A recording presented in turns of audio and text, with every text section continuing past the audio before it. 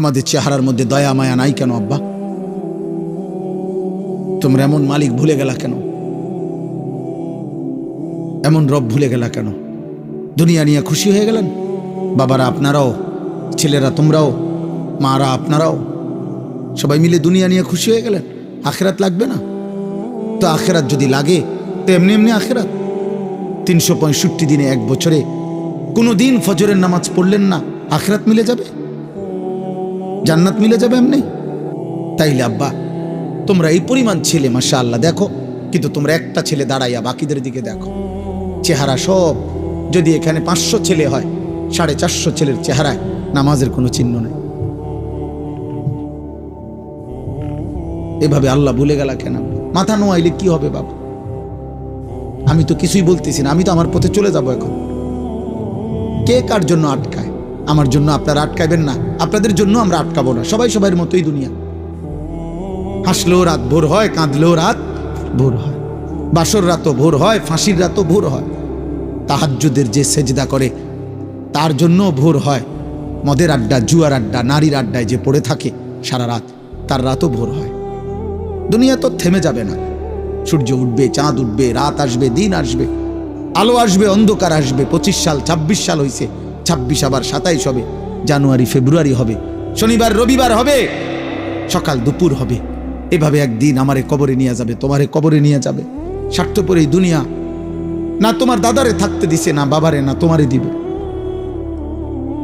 ফেরাউন রে দেয় নাই, নমরুদ রে থাকতে দেয় না, আবার ইমানদারকেও তো থাকতে দেয় নাই। দুনিয়াতে আব্দুল কাদের জিলানিও থাকে নাই, ফেরাউনও থাকে না, কেউ তো থাকে নাই রে বাপ। সেই সকাল থেকে রাত পর্যন্ত নিজেকে মুসলিম পরিচয় দেওয়ার পরেও যে একটা ওয়াক্ত নামাজের সেজদা দিলা না, একটা সেজদা দিলা, তুমি মুসলমানের বাচ্চা কেমনে, মানুষের বাচ্চা কেমনে? তুমি জানোয়ার না তো জানোয়ারটা কে? এই বেনামাজ বলো, একটা বেয়াদব বলো অসভ্য। বেনামাজি তো অসভ্য, বেনামাজি তো বেয়াদব। যার কপালে সেজদা নাই সে সবচেয়ে বড় গাদ্দার, অকৃতজ্ঞ। অকৃতজ্ঞকে মানুষ বেয়াদব বলে। এটা একেবারে পৃথিবীর যেই কোনো ভাষায়, যেই কোনো অঞ্চলে যে কৃতজ্ঞতা স্বীকার করে না, এটা আমি আজকে 2 বছর ধরে সবসময় লগে লগে রাখলাম, সবসময় সুখে দুঃখে তোর পাশে ছিলাম, আর অন্তই আমার চিনস না বেটা, তুই মানুষের বাচ্চা বেটা। মানুষ এমনি কয় না তো? আল্লাহ তাআলা তো বলে, বান্দা 24টা ঘন্টা গোটা কায়নাত আমি তোকে দিলাম, তুমি আমাকে একটা সেজদা দিলা না, না ফরমান, তুই মানুষের বাচ্চা। এত বড় আসমান দিয়ে তোর থেকে একটা সেজদা পাবো না? এত বড় জমিন, চন্দ্র, সূর্য, আলো, বাতাস, রোদ, বৃষ্টি, নিঃশ্বাস, অক্সিজেন, হার্টবিট, চোখের পাওয়ার, হাতের শক্তি, পায়ের শক্তি, এই কায়নাতের সমস্ত কিছু, স্ত্রী, সন্তান, অর্থ, সম্পদ, ঘুম, নিদ্রা, এই সব কিছু 24 ঘন্টা দিয়ে আমি আল্লাহ একটা সেজদাও পাবো না? তুই মানুষের বাচ্চা কেমনে? এই বেয়াদব। বেয়াদব না তো বেয়াদব কোনটা? এই জন্য এটা মনে রাখতে হবে, বেনামাজির চাইতে বড় বেয়াদব আসমানের নিচে, জমিনের উপরে কোনো জানোয়ারও হয় না। বেনামাজির চাইতে অসভ্য আর কেউ নেই, কোনো জানোয়ারও নাই। কারণ জানোয়ার তো বেয়াদব না, জানোয়ার তো জানোয়ারে। কুকুর কি আদব বলা না বেয়াদব বলা? কি আদব কি তা বেয়াদব কি তা? ছাগলের আবার আদব কি আর বেয়াদব কি? ছাগল তো ছাগলে, এর কি কোনো হালাল হারাম আছে? কথা বলেন না কেন? জায়েজ না জায়েজ আছে কিছু তো? তাইলে এটা বোঝা উচিত।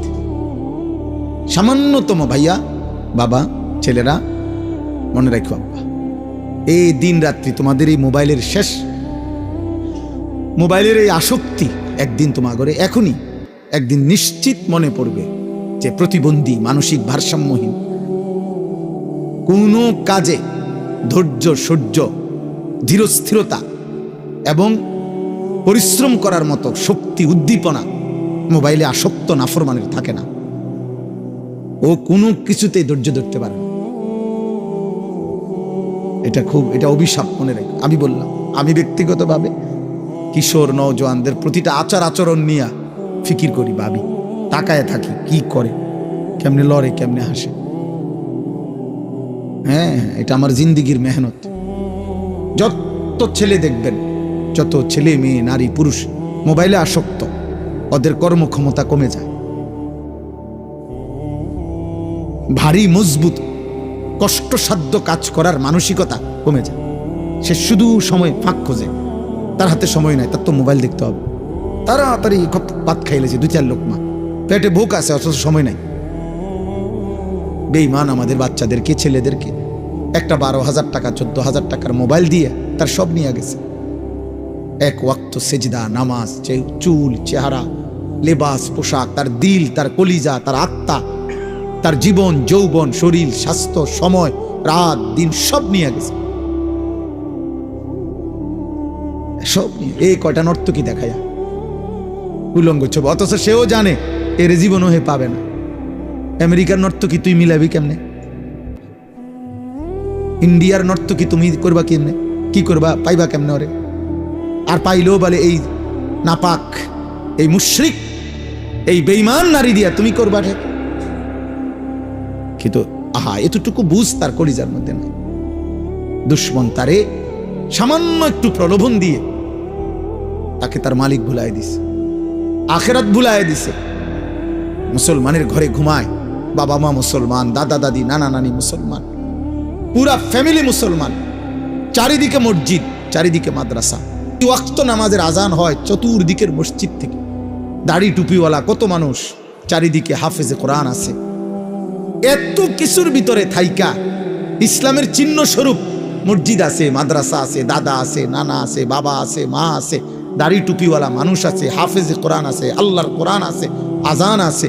এত কিছু থাকার পরেও ইসলামের চিহ্ন এর ভিতরে থাইকাই মানুষরূপী যেই জানোয়ার 24 ঘন্টায় একটা সেজদা দেয় না, তার চাইতে নিকৃষ্ট বেয়াদব আসমানের নিচে জমিনের উপরে কোনো কুত্তাও হয় না। কোনো কুত্তাও এরকম হয় না। কুত্তা, আস্তাগফিরুল্লাহ, আস্তাগফিরুল্লাহ। একটা ছেলে ইনসাফ করে বলো, চারিদিকের এত আয়োজন আল্লাহ মনে করায় না? একটা বার তোমার মনে আসে না?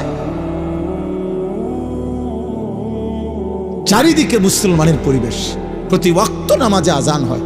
একটা মসজিদে কমপক্ষে প্রত্যেকের কানে 10টা মসজিদের থেকে আজান আসে। দাদা মুসলমান, বাবা মুসলমান, মা চাচিরা মুসলমান, ঘরে আল্লাহর কোরআন আছে, কেউ না কেউ হাজি সাহেব আছে, চাচতো ভাই, জ্যাঠতো ভাই, মামতো ভাই, কেউ না কেউ হাফেজে কোরআন আছে। আখেরাত আমরা এভাবে ভুলে গেলাম, নামাজ আমরা এভাবে ভুলে গেলাম। নবীজি সাল্লাল্লাহু আলাইহি ওয়াসাল্লামের 23 বছরের মেহনত কার জন্য? আল্লাহর কোরআন তাহলে কার জন্য? এই কোরআন তাহলে কার জন্য নাজিল হইল? বলো না ভাই, বলো না বাবা। আমরা যদি কেউ এটা দরকার না লাগে, এটা নাজিল হইল কার জন্য? এই কোরআন কাকে শিখাইতে চাইলো? তাই কার জন্য? আমরাই যদি পছন্দ না হয়, তোমরা যদি এই পরিমাণ ছেলে মুসলমানের সন্তান আব্বা, তোমাদের যদি এক ওয়াক্ত নামাজ পড়তে মন না চায়, তো নবী 23 বছর কার জন্য কাঁদলেন? তায়েফের রক্ত কার জন্য ঝরাইলেন? তিনি দান দান শহীদ করলেন কার জন্য? তাই পেটে ক্ষুধার কষ্টে পাথর বাঁধলেন কার জন্য? আমরা মুসলমান পরিচয় দেওয়ার পরও যদি আমাদেরই আল্লাহ পছন্দ না হয়, নবী পছন্দ না হয়, সুন্নাত পছন্দ না হয়, আমাদেরই যদি সেজদা দিতে মন না চায়, তো সেজদাটা দেবে কে? বলো না বাবা, একটা ছেলে বলো, নামাজটা পড়বে কে? তাইলে একটা জানোয়ার এই জন্য নামাজ পড়ে না, তাকে তো আল্লাহ তাআলা বলে নাই। এই জন্য আমি বলছি, কোরআনে আছে বেটা, আল্লাহ বলছেন ওয়াত্তাবা হাওয়াহু ফামাসালুহু কামাসালিল কালব। তো কোরআন শরীফের আয়াত। আল্লাহ বলছে মনের চাহিদা মতো আল্লাহর বিধানের তোয়াক্কা না করে, রাসূলের হুকুমের পরোয়া না করে, নিজের মনের ইচ্ছা মতো যে চলে, খোদার কসম আল্লাহ তাকে বলছে তার উদাহরণ, তার দৃষ্টান্ত কামাসালিল কালব, কুত্তার মতো। তো কোরআনের আয়াত। তাইলে যে নামাজ পড়ে না, যে আল্লাহ চিনে না, যে হালাল হারামের পার্থক্য বোঝে না, সে তার মনের ইচ্ছা মতো চলে না। তাইলে এই জন্য ভাই, দুনিয়া ভোগ করা যাবে, দুনিয়া আল্লাহ তাআলা ভোগ করতে দিচ্ছেন, দিবেন, এটা আল্লাহর ওয়াদা। অনুগত অবাধ্য ইমানদার কাফের, মুশরিক, নাস্তিক, মুরতাদ, বেঈমান, জন্তু, জানোয়ার, হাইওয়ান, চতুষ্পদ জন্তু, প্রত্যেককে আল্লাহ তাআলা দুনিয়া ভোগ করতে দিবে। এটা আল্লাহর ওয়াদা যে আমি দেব এটা। কিন্তু মূল বিষয় তো হলো আখিরাত, মূল বিষয় তো হলো পরকাল। আমার ভাই, একজন বাবা বুঝেন, একজন বোন বুঝেন, পর্দার আলের মা বুঝেন, তোমরা ভাই একটা ছেলে বুঝো, তোমরা বলো ভাই, কোরআনুল কারীম 23 পারা 30 পারা 23 বছরে আল্লাহ কোরআন নাজিল করেছেন শুধুমাত্র এই বিল্ডিং, বাজার, সংসার, ঘর, ব্যবসা, এই দুনিয়া কেমনে করবে, এই জন্য, আখিরাতের জন্য, আখিরাতের জন্য। রাসূলুল্লাহ সাল্লাল্লাহু আলাইহি সাল্লামের 23 বছরের মেহনত কি জন্য? এই যে আমার উম্মত কেমনে সিএনজি চালাবে, আমার উম্মত কেমনে চা দোকানদারি করবে, আমার উম্মত কেমনে আলু, ফুলকপি, ফাতা কফির খেত করবে, এই জন্য না? কথা বলেন না, কি জন্য? আখিরাতের জন্য, আখিরাতের জন্য। নবীজি এই কোরআন নাজিল হয়েছে আখিরাতের জন্য, পরকালের জন্য। তো সেই পরকাল যদি মনে না পড়ে, তো সে মুসলমান কিভাবে? সেই পরকালের কথা যদি মনে না পড়ে, সে ইমানদার কিভাবে?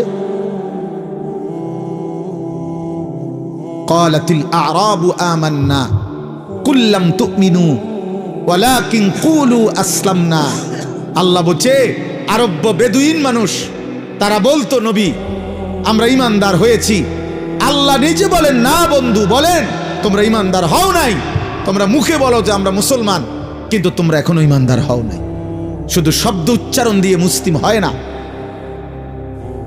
খোদার কসম, ভোটার আইডি কার্ড দিয়ে মুসলমান প্রমাণিত হয় না। জন্ম নিবন্ধন সনদে ধর্মের পাশে ইসলাম লিখলে ইসলাম প্রমাণিত হয় না। পাসপোর্টের মধ্যে ধর্ম ইসলাম লিখলে মুসলমান প্রমাণিত হয় না। আল্লাহ কুরআনুল কারীমে বলছে, আহাসিবান নাসু আন ইউতরাকু আন ইয়াকুলু আমান্না ওয়া হুম লা ইফতানুন। আরে বান্দা, তোমরা কি ভেবেছো শুধু মুখে বলবা আমি মুমিন, আমি মুসলমান, আর আমি আল্লাহ ঈমানের কোনো পরীক্ষা না নিয়ে, ইসলামের কোনো পরীক্ষা না নিয়ে ছেড়ে দেব, জান্নাত দিয়ে দেব, এই ভেবেছো? ভুল ভেবেছো। আল্লাহ কোরআনে বলছে এটা ভুল বান্দা। ওয়ালাকাদ ফাতান্নাল্লাযীনা মিন ক্বাবলিহিম, প্রত্যেক যুগে যে নিজেকে মুমিন পরিচয় দিয়েছে, আমি আল্লাহ তার পরীক্ষা নিয়েছি। ফালা ইয়ালামান্নাল্লাহুল্লাযীনা সাদাকু ওয়ালা ইয়ালামান্নাল কাযিবিন। আমি আল্লাহ পরীক্ষা নিয়ে জেনেছি ইমানের দাবিতে কে সত্যবাদী আর কে মিথ্যাবাদী। পরীক্ষা দিতে হয়েছে, পরীক্ষা দিয়েছে। প্রত্যেকটা ইবাদত পরীক্ষা, আমাদের জিন্দেগি ভর পরীক্ষা। প্রতি ওয়াক্ত নামাজের টাইম হইলে পরীক্ষা, সেজদা দিচ্ছি না দিচ্ছি না। প্রতি বছর পরীক্ষা, যাকাত আদায় করতেছি না করতেছি না। প্রতিবার রমজানের চাঁদ উঠলে পরীক্ষা, রোজা রাখতেছি না রাখতেছি না। প্রতিবার নারী সামনে আসলে, মোবাইলে হোক আর রাস্তায় হোক, পরীক্ষা, আমি তাকে দেখছি না চোখ নামাচ্ছি। টাকা সামনে আসলে পরীক্ষা, আমি হালাল টাকা নিচ্ছি না হারাম। খাবার সামনে আসলে পরীক্ষা, আমি কি হালাল খাবার খাচ্ছি না হারাম খাবার। এই পুরাটাই পরীক্ষা। প্রতিটা আদেশ আল্লাহর রাসূলের পরীক্ষা, প্রতিটা নিষেধ পরীক্ষা। দুনিয়াকে জন্য বলা হয় দারুল ইমতিহান, পরীক্ষার ঘর। আখিরাতকে বলা হয় দারুল জাযা, ফলাফলের ঘর। পরীক্ষা এখানে, ফলাফল সেখানে।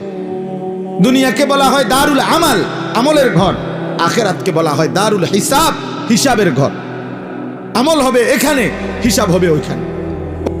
এত সহজে আল্লাহ তাআলা আমাদেরকে ইসলামের পরিচয় দেওয়ার পরও আমরা যদি ভুলে যাই, এর চাইতে বড় দুঃখ, খোদার কসম, কিয়ামতের দিন এর চাইতে বড় আফসোস আর থাকবে না। এজন্য আপনারা সবাই জানেন, অনেকেই শুনছেন, নামধারী মুসলমান যে শুধু মুখে বলে, কর্মে নয়, বিশ্বাসে নয়, তাকে মুনাফিক বলে। আর মুনাফিক এত নিকৃষ্ট, এই নামধারী মুখোশধারী মুসলমান এত নিকৃষ্ট যে কাফের যারা, কাট্টা বেঈমান কাফের, ওরা পর্যন্ত জাহান্নামে মুনাফিকের সাথে থাকবে না। মুনাফিককে এই জন্য সকলের নিচে জাহান্নামে ফেলে দাও। আবু জাহেল বলবে, আল্লাহ আমি মুনাফিকের লগে আমারে যেন আযাব না দেয়, ওরে আরো নামা। ওরে দেখলে আমার ঘৃণা হয়, কারণ আমি তো প্রকাশ্যেই বলছি আমি মুহাম্মদকে মানি না। কথা বলেন না? সে তো মৃত্যু পর্যন্ত বলছে আমি মানি না, কিন্তু আমি তো বলছি আমি মানি। আমি বলতেছি আমি মুসলমান, অথচ আমি সেজদা দিচ্ছি না। আমি তাহলে আপনি বলেন কেন? তোমরা যুবক যদি সারা বছর তোমাদের যদি বেঈমানের চুলটাই পছন্দ হয়, তো পুরা বেঈমানের আদর্শ, পুরা বেঈমানের ধর্ম গ্রহণ করতে অসুবিধা তোর কি বেটা? তাই তো বাবার বাঁধন ছেড়ে দে বেটা, পরিবারের বন্ধন ছেড়ে দে, বাপ মার থেকে আলাদা হ বেটা। কোন ফুটবল খেলোয়াড় অথবা কোন ক্রিকেট খেলোয়াড় অথবা ইউরোপের কোন কাফের বেঈমান যাদের মতো চুল রাখছো, যাদের চলাফেরা পছন্দ করছো, তারে বাপ হিসাবে ঘোষণা দাও, তার কাছে SMS করো, তারে বলো আপনি আমার আব্বা। ইহুদির কাছে আশ্রয় চাও, খ্রিস্টানের কাছে আশ্রয় চাও, দেবে আশ্রয়। তুমি শুধু বলে দেখো, তোমাকে রাজকীয় মর্যাদা দিয়ে বেঈমান রাখবে। তুমি শুধু বলো যে আমি ধর্ম ত্যাগ করব, যাও তুমি দেখবা। বলো তোমাদের চেহারা তোমরা এমন কালো বানায় ফেলছো কেন? তোমাদের চেহারার মধ্যে দয়া মায়া নাই কেন আব্বা? তোমরা এমন মালিক ভুলে গেলা কেন? এমন রব ভুলে গেলা কেন? দুনিয়া নিয়ে খুশি হয়ে গেলেন? বাবারা আপনারাও, ছেলেরা তোমরাও, মারা আপনারাও, সবাই মিলে দুনিয়া নিয়ে খুশি হয়ে গেলেন। আখেরাত লাগবে না তো? আখেরাত যদি লাগে তো এমনি এমনি আখেরাত। 365 দিনে, এক বছরে কোনো দিন ফজরের নামাজ পড়লেন না, আখেরাত মিলে যাবে, জান্নাত মিলে যাবে এমনি?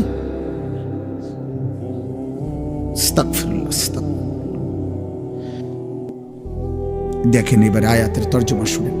আল্লাহ তাআলা বলেন, এই আমার তর্জমা বললেই কথা শেষ। 11 নম্বর পারা, 10 নম্বর সূরা, সূরা ইউনুস। এই সূরায় আল্লাহ বলেন, জীবনটা যাদের চারটা বিষয় নিয়ে যাদের জীবন কাটে, আল্লাহ তাআলা বলেন তাদের ঠিকানা নিশ্চিত জাহান্নাম। ইন্নাল্লাযীনা লা ইয়ারজুনা লিকাআনা। 1 নম্বর, জীবন চলার পথে যাদের আচরণ, চলাফেরা, উঠা বসা দ্বারা বোঝা যায় যে তারা জান্নাত চায় না, আল্লাহর সাক্ষাৎ চায় না। কিন্তু আমি বললাম, মোবাইলের আসক্তি ভারসাম্যহীন বানায় ফেলে, মাতাল বানায় ফেলে, মানসিক স্বাভাবিকতা থাকে না ওর কাছে। কোনো একটা পর্যায়ে ওর কোনো লাজ লজ্জা থাকে না। এখানে আলেম আছে, মুরব্বী আছে, বয়স্ক আছে, এখানে নারী আছে, এখানে চাচারা আছে, দাদারা আছে, ওর কোনো কিছুতে কোনো অসুবিধা হয় না, ও ওর কাজ করতেছে, মানে এরকম হয়। অর্থাৎ তার ব্রেনে আলাদা কোনো পার্থক্য শক্তি থাকে না যে এটা এখানে মানাবে কিনা, উচিত কিনা, এই মানুষটির সামনে আমি এটা করলে ঠিক হইব কিনা, পার্থক্য শক্তি থাকে না। এই জন্য দেখবেন বেহায়া ছেলে পেলে রাস্তার পাশে পেশাবে ধরছে, রাস্তার পাশে পেশাবে বসে গেছে। আরে ভাই, তোমার তো এটা ভাবা উচিত, এখানে নারী যাবে, পুরুষ যাবে, বয়স্ক লোক যাবে, ওরা কি মনে করবে? আরে কি মনে করবো মানে, আমার মুতে ধরছে, আমার পেশাবের দরকার। এই হলো কি অপদার্থ, বেয়াদব, প্রতিবন্ধী, মানসিক ভারসাম্যহীন ব্যক্তির কাজ।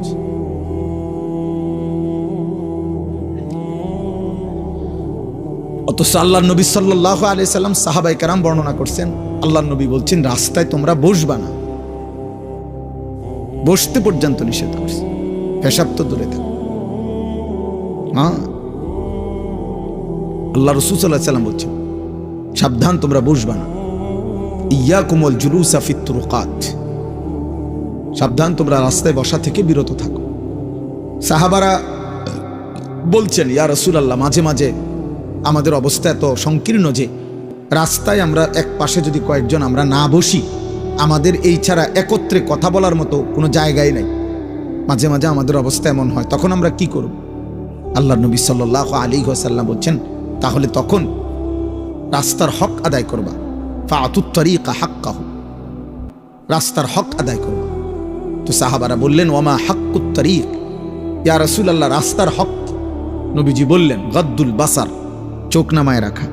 ভিন নারী, ভিন মানুষ চলতে পারে, তুমি সেখানে তাকাবা না, চোখ নামাবা। 1 কাফুল আদা, রাস্তা থেকে কষ্টদায়ক জিনিস সরায় দিবা। 3 রদ্দুস সালাম, কেউ সালাম দিলে সালামের জবাব দিবা। 4 আমরুন বিল মারুফ, নেক কাজের কথা বলবা। নাহিউন আনিল মুনকার, গুনার কাজ থেকে বিরত রাখবা।